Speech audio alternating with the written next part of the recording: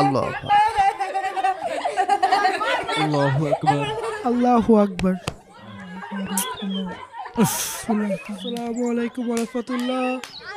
না তো যন্ত্রণা নামাজও ঠিক মতো করতে পারি না। এই তোরা মসজিদের মধ্যে এত দুষ্টুমি করছিস কেন? যা বেরো, হাট হাট, যা বেরো। আর তুমি এখানে বসে রয়েছো কেন? যা বেরো।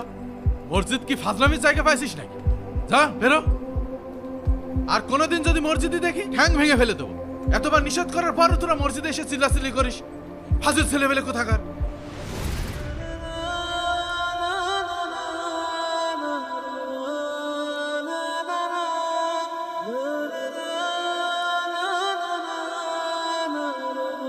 আমাকে মসজিদ থেকে বের করে দিয়েছে। আমি আর কোনোদিনও মসজিদে নামাজ পড়তে আসবো না। এই মুয়াজ্জিন কই রে?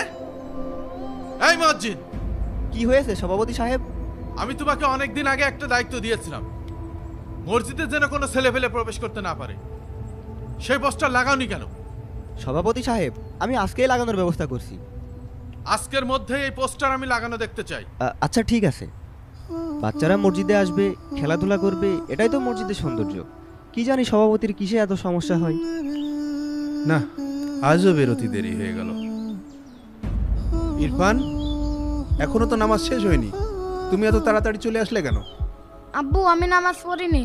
কেন নামাজ পড়োনি কেন? আমরা ছোট, এই জন্য আব্দুল সাত্তার চাচা আমাদের মসজিদ থেকে বের করে দিয়েছে আর বলেছে আবার মসজিদে আসলে আমাদের ঠ্যাং ভেঙে ফেলবে। আব্বু, আমি আর কোনোদিনও নামাজ পড়বো না।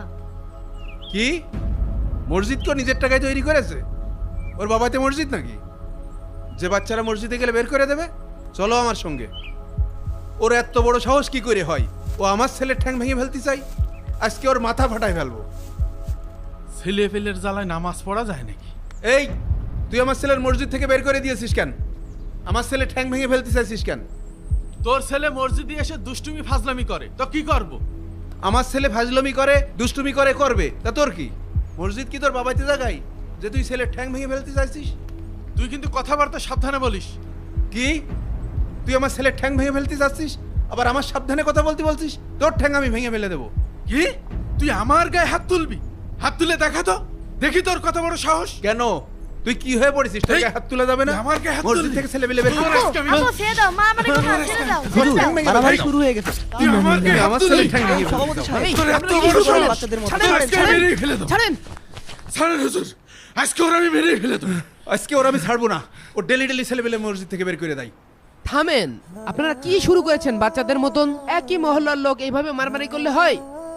হুজুর, ও আমার ছেলের মসজিদ থেকে বের করে দিয়েছে আর বলেছে মসজিদে আসলে আমার ছেলে ঠ্যাং ভেঙে ফেলে দেবে। আর আমার ছেলে বাড়িতে বলছে ও মসজিদে আর নামাজ পড়তেই আসবে না। তো কি করবো? তোর ছেলে এখনো ছোট মানুষ, তোর ছেলের মসজিদে নামাজ পড়ার এখনো বয়স হয়েছে। আপনি এটা কি বললেন সভাপতি সাহেব? ওনার বাচ্চা কই ছোট মানুষ? ওর তো মসজিদে আসার সঠিক বয়স হয়ে গেছে। আপনি এত বেশি কথা বলেন ইমাম সাহেব। হুজুর হুজুরের মতো থাকেন। আমি বেশি কথা বলছি না, বরং আপনি মসজিদে এসে বাড়াবাড়ি করছেন। আপনি মসজিদে আইন করেছেন বাচ্চারা মসজিদে নামাজ পড়তে পারবে না, তো এরা কি করবে? ওরা বাসায় নামাজ পড়বে, ওরা মসজিদে আসলে দুষ্টুমি ফাজলামি করে, যার জন্য আমরা বড়রা কেউ নামাজ পড়তে পারি না। সভাপতি সাহেব, এই মহল্লার বাচ্চারা যতটা নিয়মিত মসজিদে সালাত আদায় করে, আপনি তো ততবার মসজিদেও আসেন না। আপনি কি জানেন এদেরকে মসজিদ থেকে বের করে দিয়ে কতটা ক্ষতি করছেন? আপনার জন্য এই মসজিদের ভবিষ্যৎ প্রজন্মের মুসল্লিরা নষ্ট হচ্ছে। কিভাবে নষ্ট হচ্ছে? এই বাচ্চারা যদি মসজিদে নামাজ পড়তে না আসে, তাহলে এরা নামাজ পড়া শিখতে পারবে না, মসজিদের প্রতি এদের মহব্বতও তৈরি হবে না। এরা আস্তে আস্তে মসজিদ বিমুখ হয়ে যাবে, মসজিদের প্রতি এদের ঘৃণা জন্মাবে।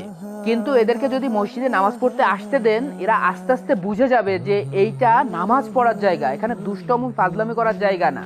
এইভাবে আস্তে আস্তে বাচ্চারা মসজিদে নামাজ পড়া শিখবে, ভদ্রতা শিখবে, আর আস্তে আস্তে মসজিদের প্রতি এদের মহব্বতও তৈরি হবে।